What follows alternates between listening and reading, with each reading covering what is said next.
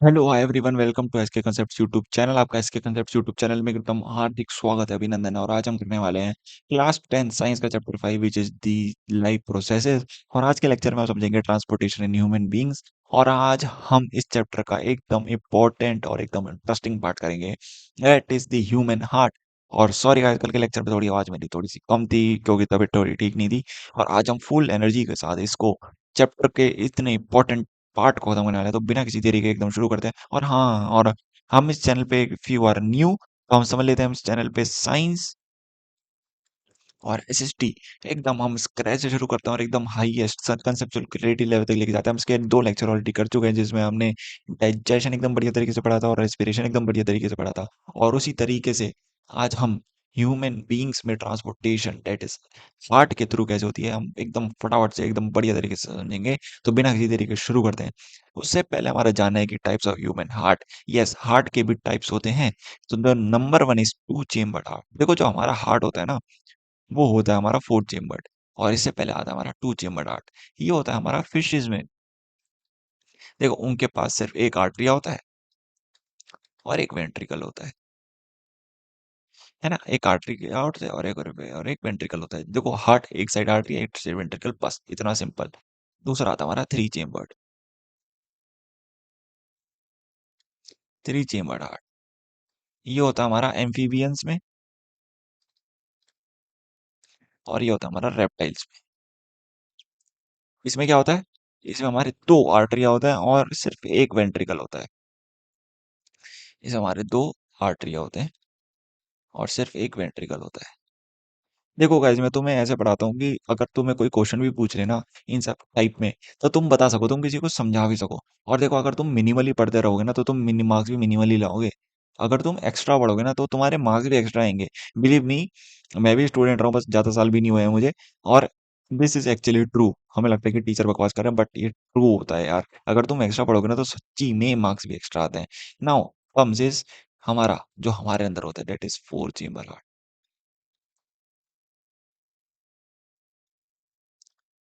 ये होता है हमारा बर्ड्स में और ये होता है हमारा मैमल्स में। इनमें होते हैं दो आर्टरिया और हमारे दो वेंट्रिकल। देखो, थ्री चेम्बर्ड हार्ट के कुछ एक्सेप्शंस भी होते हैं। एक्सेप्शंस क्या होते हैं? कि जो हमारा क्रोकोडाइल होते हैं और जो हमारे एलिगेटर्स होते हैं, they also have four chamber heart.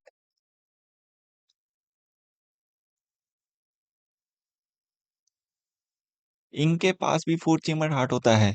Amphibians reptile amphibians होने के बावजूद भी इन पे फोर चेम्बर हार्ट होता है। तो ये हमारे एक्सेप्शन होते हैं और इससे ज्यादा हमें करने की ना कोई जरूरत भी नहीं होती।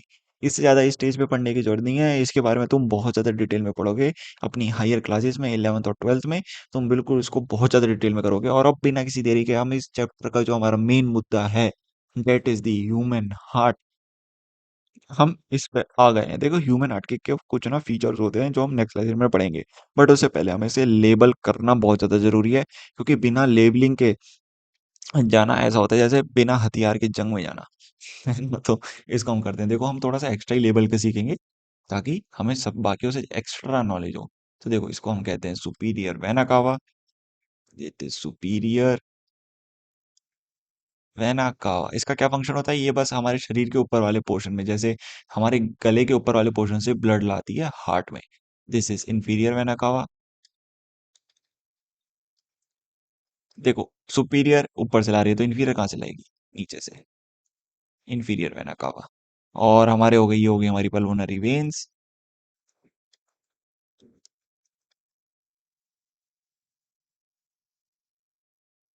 है ना। और ये हो गया हमारा राइट आर्टरियम।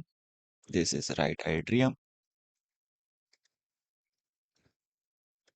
और ये हमारे, देखो यहाँ पे ना ट्राइकस्पिड वेल्व्स होते हैं, लेकिन हमें उसको इतनी डिटेल में अभी जाने की जरूरत नहीं है। देखो, इसको हम कहते हैं राइट वेंट्रिकल। देखो, ऊपर हमेशा एट्रियम होता है और नीचे हमेशा वेंट्रिकल होता है। देखो, तुम सोच रहे होगे लेफ्ट में राइट कैसे आ गया। देखो, इसकी लेबलिंग ऐसे नहीं होती। इस डायग्राम को इमेजिन करो, तुम्हारी छाती से चिपका दी है। अब हो गया ना लेफ्ट राइट सब ठीक। जस्ट इमेजिन करो, सब ठीक हो जाएगा। सारा डाउट क्लियर हो जाएगा ये लेफ्ट और राइट का।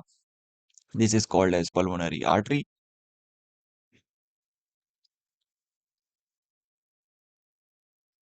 और ये हो गई हमारी एओर्टा। और क्या बचा हमारा, हमारा नीचे वाला तो बच ही गया। इसको हम कहते हैं लेफ्ट आर्ट्रियम। ये हो गया हमारा लेफ्ट एट्रियम। ये हो गया हमारा लेफ्ट वेंट्रिकल। इसको कहते हैं हम इंटरवेंट्रिकुलर सेप्टम।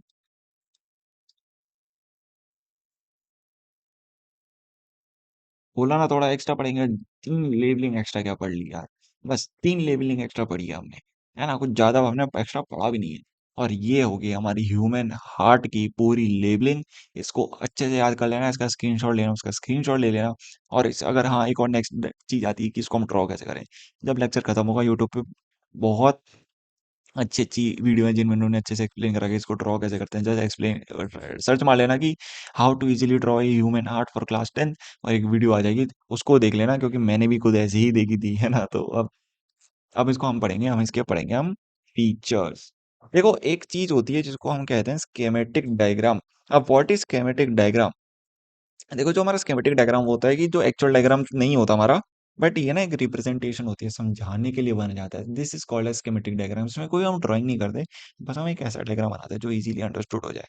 तो देखो मैं स्कीमेटिक डायग्राम तुम्हें बनाना सिखाता हूँ। देखो ये हो गया हमारा right atrium, left atrium, right ventricle, left ventricle. अब देखो हम इसके डब्बे बना देते हैं।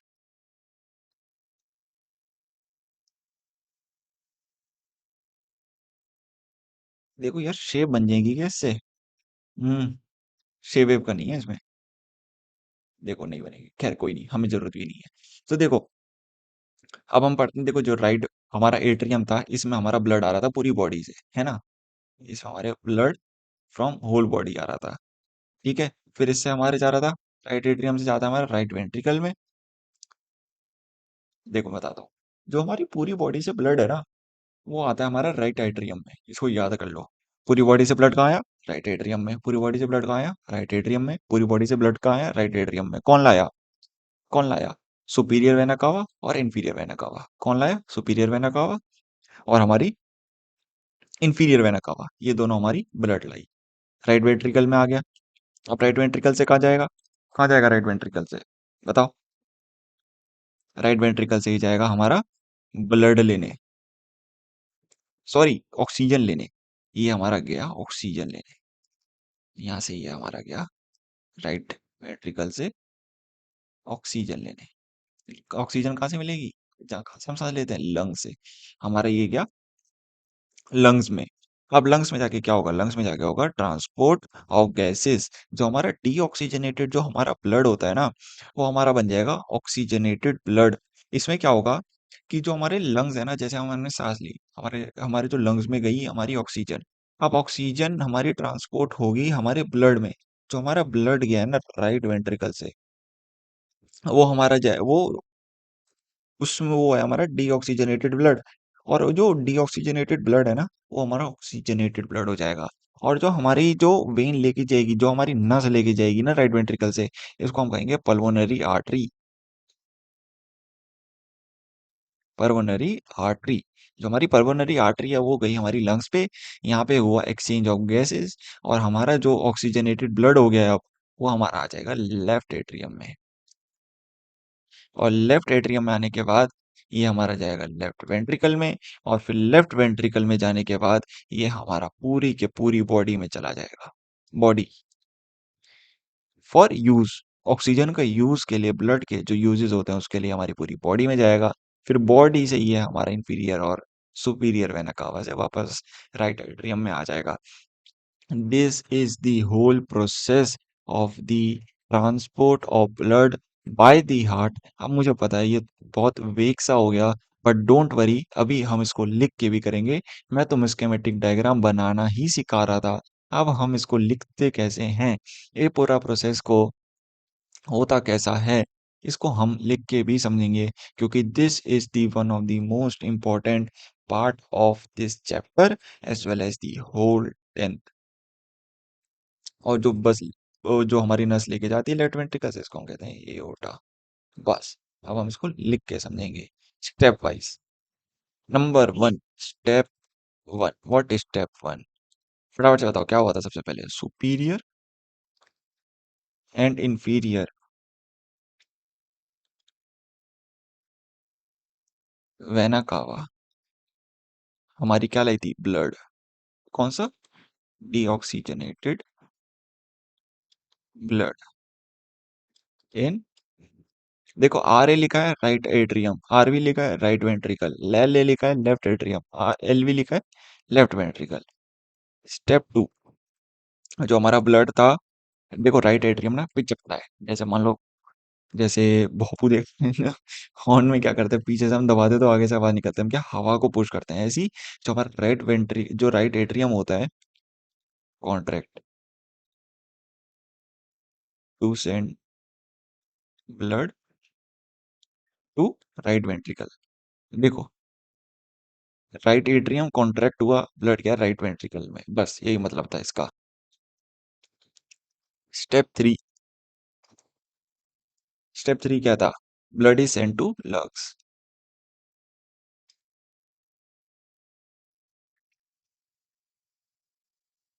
Via pulmonary artery, via pulmonary artery. देखो एक और चीज होती है कि जो हमारी पल्मोनरी आर्टरी होती है ना, it is the only artery in our whole body that carry deoxygenated blood. Pulmonary artery, artery ventricle के, आर्टरी और वेन्स के बारे में हम जस्ट बस कुछ ही स्लाइड्स के बाद इस टॉपिक को करती फटाफट से समझेंगे। स्टेप फोर, डीऑक्सीजनेटेड जो हमारा ब्लड था,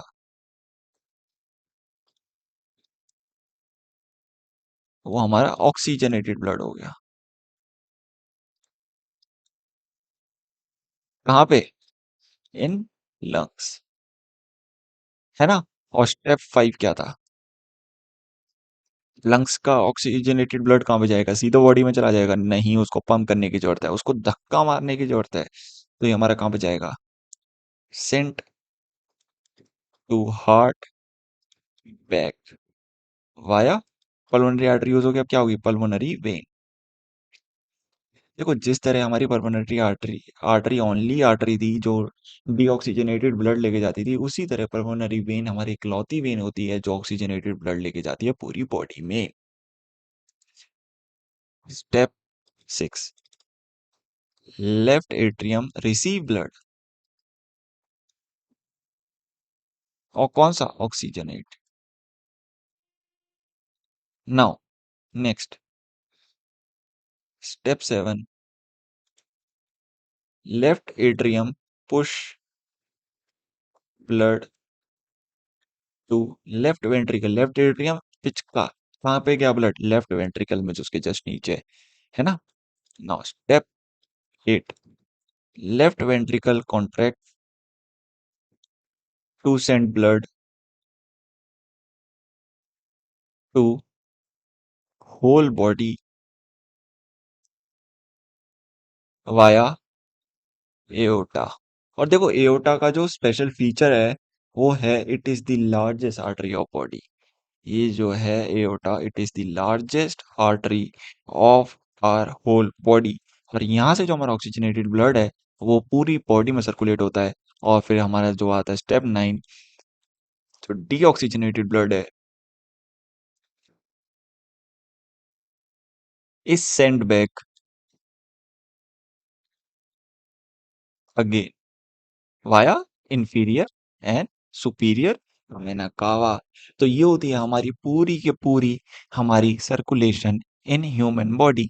अब देखो फोर्थ चेम्बर हार्ट और इस पूरी सर्कुलेशन के ना कुछ फीचर्स होते हैं। फीचर्स क्या होते हैं, no mixing of blood,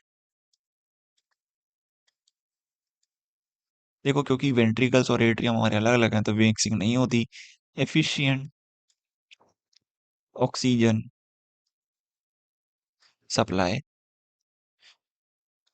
third होता है हमारा हाई एनर्जी प्रोडक्शन, क्योंकि ऑक्सीजनेटेड ब्लड काफी ज्यादा अमाउंट में हमारी बॉडी में सर्कुलेट होता रहता है और एफिशिएंटली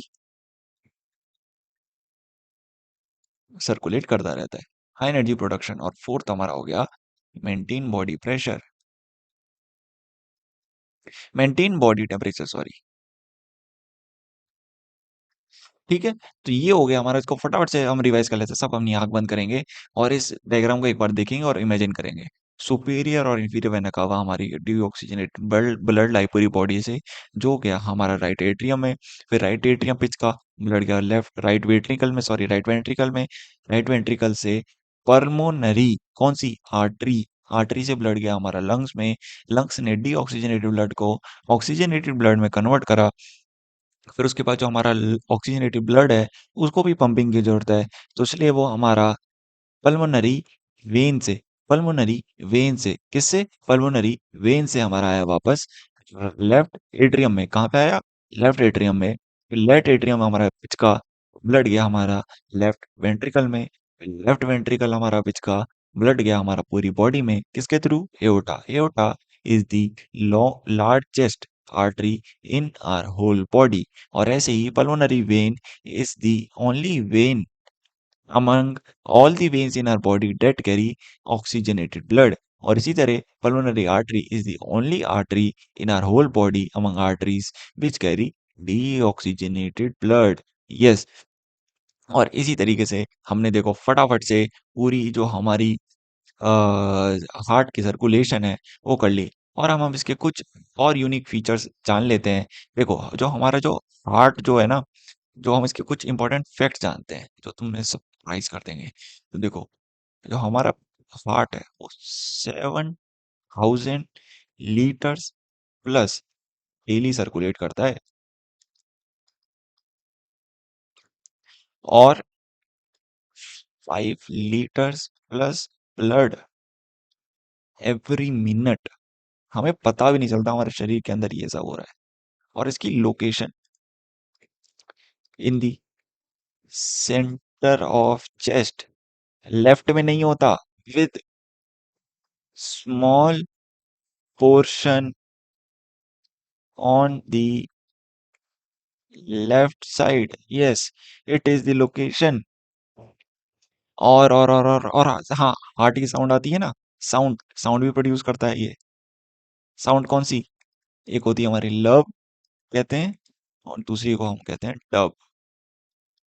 लब में होता है क्लोजिंग ऑफ एट्रियो वेंट्रिकुलर। देखो एट्रियो वेंट्रिकुलर दोनों के बीच में जो होते हैं वेल्व्स, वेल्व्स। और डब वाली कब आती है, क्लोजिंग ऑफ सेमिल्यूनर वेल्स। मैंने सिर्फ नॉलेज के बताया है, याद करने की जरूरत नहीं है, सर्च करने की जरूरत नहीं है। 11th 12th में बहुत दिमाग खराब करने वाली हैं ये सब चीजें तुम्हारा। मैंने सिर्फ नॉलेज के लिए बताया है, क्यूरियोसिटी के लिए बताया है ना। तो और with this we have completed our circulation of human heart in detail with each and every topic explain. I hope you guys have got each and every concept of this part.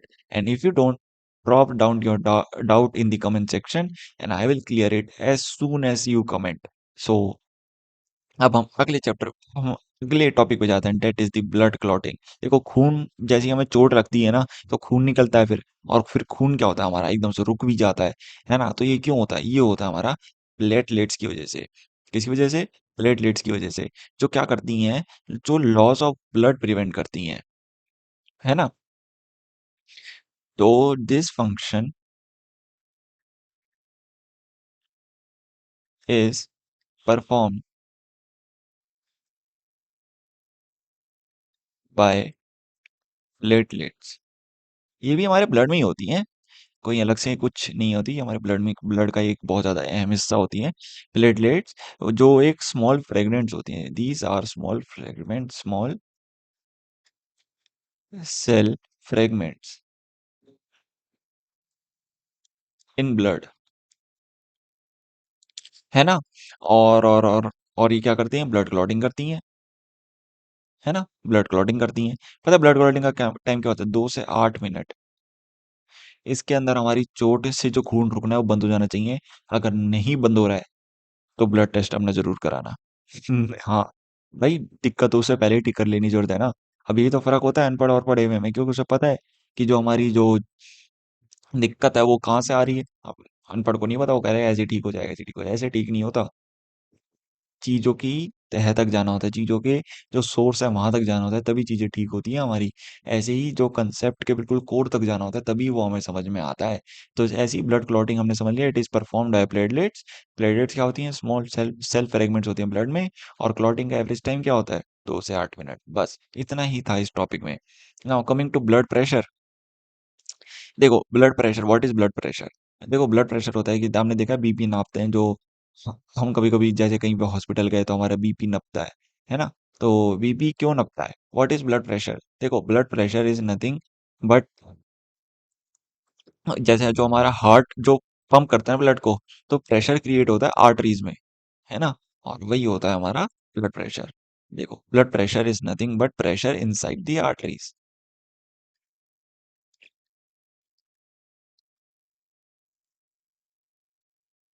Pressure inside the arteries. और ये कितना होता है? 120, 80। दो दो पैमाने होते हैं, हाँ। एक होता है हमारा सिस्टोलिक, जब हमारे जो वेंट्रिकल्स हैं वो कंप्रेस होते हैं ना, जब वो दबते हैं, तो जो हमारा तब ब्लड होता है वो होता है हमारा सिस्टोलिक ब्लड प्रेशर। और जब वो रिलैक्स होते हैं, जब वो हम नॉर्मल स्टेट में वापस आते हैं, उसको कहते हैं डायस्टोलिक।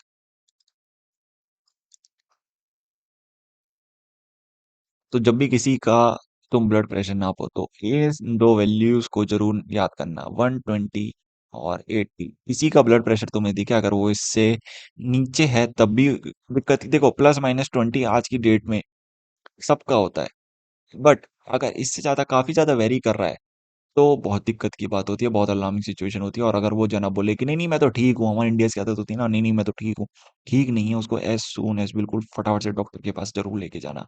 अगर 120/80 से वेरी कर रहा है बहुत ज्यादा, +-15-20 चलता है, बट इससे ज्यादा बिल्कुल भी नहीं, इससे ज्यादा बिल्कुल भी नहीं। उसको डॉक्टर को कंसल्ट करने की बिल्कुल राय देना, क्योंकि हम पढ़े लिखे हैं, हम हमें पता है चीजों के कंसेप्ट, तो हम उसके अकॉर्डिंग दिमाग से काम लेंगे। Next come is what is lymph. What is lymph? देखो जब हमारा ब्लड पंप होता है ना, तो जो हमारा एक्सेस ऑफ जो फ्लूइड होता है वो नसों से बाहर चला जाता है ना? तो उसको हम कहते हैं अपना हमारा लिम्फ फ्लूइड, है ना? उसको हम कहते हैं हमारा लिम्फ। तो ये होता है कि हमारा important fluid involve in transport.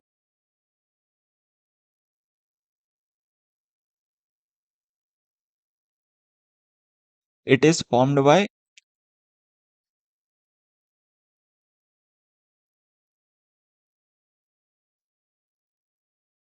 Fluid that got out from capillaries and formed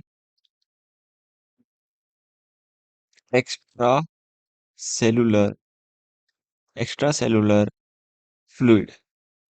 इसको हम कहते हैं हमारा लिम्फ फ्लूइड। और ये जो इससे हमारे क्या क्या निकलता है थ्रू दीज पोर्स? क्या क्या निकला है? सम प्लाज्मा, हमारे कुछ निकलते हैं प्रोटीन्स, और हमारी कुछ निकल जाती हैं white blood cells. White blood cells kill the germs, protect our body. तो ये होता है हमारा लिम्फ टिश्यू। और इसमें नो आरबीसीज, कोई आरबीसी नहीं होती इसमें। It contain no RBCs. और प्रोटीन की जो क्वांटिटी है वो कम होती है, but it is very important. और इसके फंक्शंस क्या होते हैं? वही हमारा transportation of fats, return of excess fluid, अगर कुछ बाहर हमारा एक्सेस में चला गया है तो उसको वापस पहुंचाना, और फ्लूइड बैलेंस को मेंटेन करना, और हमारा इम्यूनिटी को चेक करते रहना। ये इसके फंक्शंस होते हैं। इसको फटाफट से नोट कर लेना, मैं दोबारा से रिपीट कर लेता हूँ। That is to check the immunity, return of excess fluid, and transportation of fats from the small intestine to the blood stream. हमने पता था स्मॉल इंटेस्टाइन में, हमने लेक्चर 1 में समझा था कि कैसे डाइजेशन होता है, क्या होता है। If you guys haven't watch it yet, please go and check it out, जिसमें हमने बिल्कुल कंसेप्चुअल लेवल से पढ़ा था कि उसमें ट्रांसपोर्ट कैसे होता है। देखो हमारा इसमें एक और इम्पोर्टेंट टॉपिक रह गया, that is the artery veins and capillaries. That are the arteries, veins and capillaries. ये हमारा टॉपिक रह गया, इसको हम फटाफट से समझ लेते हैं। Number 1 is arteries. What are arteries? They carry oxygenated blood, except हमने पढ़ा था pulmonary artery,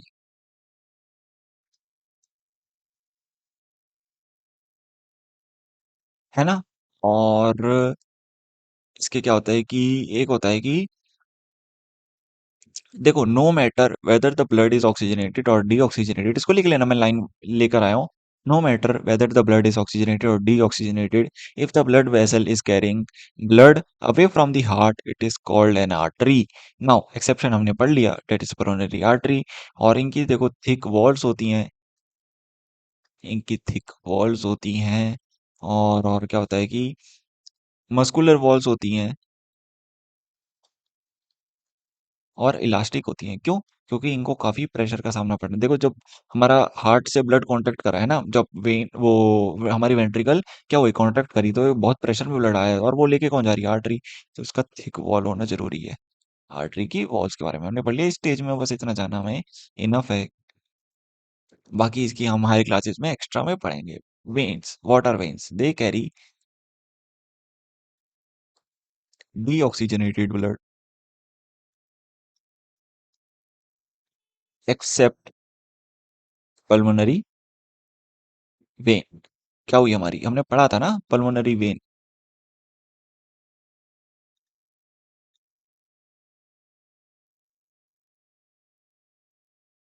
है ना? और इनकी कंपैरेटिवली थिन वॉल्स होती हैं, और इनमें इतनी ज्यादा मतलब अपना मस्कुलर वॉल्स और इलास्टिक वॉल्स की जरूरत नहीं होती। लेकिन वेन्स में ना हमारा वेल्व्स होते हैं, हमारे वेल्व्स होते हैं, ताकि जो हमारा ब्लड है वो वापस ना जाए। और ये जो हमारे वेल्व्स होते हैं ना, ये ऐसे होते हैं, देखो ऐसे, कि एक बार इनसे ऊपर चला गया तो वापस आने की इसमें जरूरत ना पड़े। तो इसलिए जो हमारी वेन्स है इसमें वेल्व्स होते हैं, ताकि हमारा ब्लड का बैक फ्लो ना हो। और थर्ड होती है हमारी कैपिलरीज। देखो capillaries are a network of very very small blood vessels. और ये इसलिए होती हैं कि ताकि हमारे शरीर के कोने कोने तक ब्लड की जो सप्लाई है वो एकदम बनी रहे, और एफिशिएंट जो हमारा है ऑक्सीजन ऑक्सीजनेटेड ब्लड है वो हर जगह पहुंचे। तो देखो जो कैपिलरी की जो वॉल्स है ना, इनसे ही जो ऑक्सीजन है वो सेल में जाती है, और सेल अपनी कार्बन डाइऑक्साइड वापस भेजते हैं, न्यूट्रिएंट टिश्यूज में जाते हैं, और वेस्ट जो हमारी प्रोडक्ट्स है वो ब्लड में जाती है। देखो कैपिलरीज बहुत इंपॉर्टेंट होती हैं, क्योंकि ये ही एट द बेस लेवल ये ही सारे फंक्शंस करती हैं। आर्टरीज और वेन्स तो बस बल्क में ब्लड को ट्रेवल करती हैं, बाकी जो मेन काम है वो हमारा कैपिलरीज ही करती हैं। Now with this guys we have completed this whole part, that is the transportation of blood in human beings in very detail, जिसमें हमने सबसे पहले जाना, समरी दे देते हैं इस पूरे लेक्चर की, जिसमें हमने सबसे पहले जाना कि जो हमारा टू चेम्बर्ड हार्ट होता है वो फिशेज में होता है, थ्री चेम्बर्ड हमारा एम्फीबियंस और रेप्टाइल्स में होता है, फोर्थ चेम्बर्ड हमारा ब्लड्स और मैमल्स में होता है, थ्री चेम्बर्ड हार्ट की जो हमारा एक्सेप्शन है वो है क्रोकोडाइल और एलिगेटर, जिनमें हमारा फोर्थ चेम्बर हार्ट होता है। नेक्स्ट का हमने ह्यूमन हार्ट, जिसकी हमने पूरी लेबलिंग अच्छे से करी, इस लेबलिंग को जरूर जरूर ध्यान रखना। फिर उसके बाद हमने सीखा कि स्केमेटिक डायग्राम क्या होता है और उसका क्या पर्पस होता है। The purpose of schematic diagram is to get the core value of the topic in a very easy way। और देखो जब एग्जाम में आए तो ह्यूमन हार्ट का सबसे पहले डायग्राम बनाना, और फिर स्केमेटिक डायग्राम भी जरूर बना के आना, एग्जामिनर को अच्छा लगेगा और मार्क्स भी एक्स्ट्रा मिलने की उम्मीद है। नाउ स्टेप वन होता है हमारा, आंख बंद करो फटाफट से एक और बार रिवाइज करते हैं। जो हमारी सुपीरियर और इंफीरियर वेना कावा होती है वो हमारा डीऑक्सीजनेटेड ब्लड लाती है कहाँ पे, राइट एट्रियम में। फिर राइट एट्रियम हमारा कॉन्ट्रैक्ट करता है, जो हमारा ब्लड है वो राइट वेंट्रिकल में जाता है। फिर उसके बाद जो हमारा ब्लड होता है वो लंग्स में जाता है विया पल्मोनरी आर्टरी, जो कि एक एक्सेप्शन केस है। फिर जो हमारा डीऑक्सीजनेटेड ब्लड है वो ऑक्सीजनेटेड ब्लड हो जाता है लंग्स में, क्योंकि ऑक्सीजन उसमें वापस से भर दी जाती है। नाउ जो हमारा हार्ट है उसको वापस से ब्लड की जरूरत है, ताकि वो पूरी बॉडी में पंप कर सके। तो ये कौन फैसिलिटेट करता है, लंग से हमारा हार्ट तक का ट्रेवल, पल्मोनरी वेन। फिर जो हमारे पल्मोनरी वेन है वो लेफ्ट एट्रियम में हमारा ब्लड लाती है, जो कि हमारा ऑक्सीजनेटेड होता है। उसके बाद वो जो हमारा लेफ्ट एट्रियम है वो हमारा पुश करती है ब्लड को लेफ्ट वेंट्रिकल में। फिर जो हमारा लेफ्ट वेंट्रिकल है वो पूरी बॉडी में हमारा जो ब्लड है उसको पुश कर देता है through aorta. Aorta is the largest vein in our whole body. और फिर उसके बाद जो हमारा डीऑक्सीजनेटेड ब्लड है वो सेंड बैक अगेन होता है। तुरंत नहीं, ऑक्सीजनेटेड ब्लड गया, फिर उसके बॉडी में यूटिलाइज हुआ, यूटिलाइज होने के बाद जो हमारा डीऑक्सीजनेटेड ब्लड है वापस से वो send back again to heart हो जाता है। और इसके फीचर्स पढ़े कि नो मिक्सिंग ऑफ ब्लड, हमारे हार्ट के फीचर एफिशिएंट ऑक्सीजन सप्लाई होती है, एनर्जी की प्रोडक्शन होती है हाई में, और मेंटेन बॉडी टेम्परेचर। फिर हमने फैक्ट्स पढ़े, फिर हमने इसकी लोकेशन पढ़ी कि जो हमारा हार्ट होता है वो बिल्कुल सेंटर ऑफ चेस्ट में होता है, लंग्स के पीछे, with A small portion on the left side. इसलिए हम कहते हैं कि हमारा हार्ट लेफ्ट होता है, लेकिन लेफ्ट में नहीं होता, उसका कुछ हिस्सा लेफ्ट में बेशक होता है, लेकिन जो हमारा हार्ट होता है वो सेंटर ऑफ चेस्ट में होता है। हमारा हार्ट दो साउंड प्रोड्यूस करता है, लब और डब, जिसकी हमने बार पढ़ा कि वो क्यों होता है। ये हमने क्यूरियोसिटी के लिए पढ़ा था, ताकि हमारा कंसेप्ट एकदम क्लियर है और कोई पूछे तो हम बता सके। फिर उसके बाद हमने पढ़ा ब्लड क्लॉटिंग। ब्लड क्लॉटिंग जो हमारी होती है वो प्लेटलेट्स करती हैं, और ब्लड क्लॉटिंग का एवरेज टाइम होता है हमारा 2 से 8 मिनट। और इसके बाद हमने ब्लड प्रेशर के बारे में पढ़ा कि ब्लड प्रेशर हमारा होता है 120/80। उसके बाद हमने पढ़ा कि आर्टरी, वेन और कैपिलरीज क्या होती हैं और उनके क्या रोल्स होते हैं, क्या यूनिक फीचर्स होते हैं। फिर हमने लिम्फ के बारे में पढ़ा कि लिम्फ हमारे एक एक्स्ट्रा सेलुलर फ्लूइड होता है जो ट्रांसपोर्ट में इन्वॉल्व होता है। और ये हमारा जो फ्लूइड है ये आता है हमारा कैपिलरीज से, जो हमारा एक्स्ट्रा सेलुलर फ्लूइड बाहर निकल जाता है पोर से, वो हमारा लिम्फ बनाता है। और लिम्फ से हमने पढ़ा कि क्या क्या निकलता है। और with this guys we have completed our lecture. Next lecture में हम ट्रांसपोर्ट इन प्लांट, और उसके नेक्स्ट में हम एक्सक्रीशन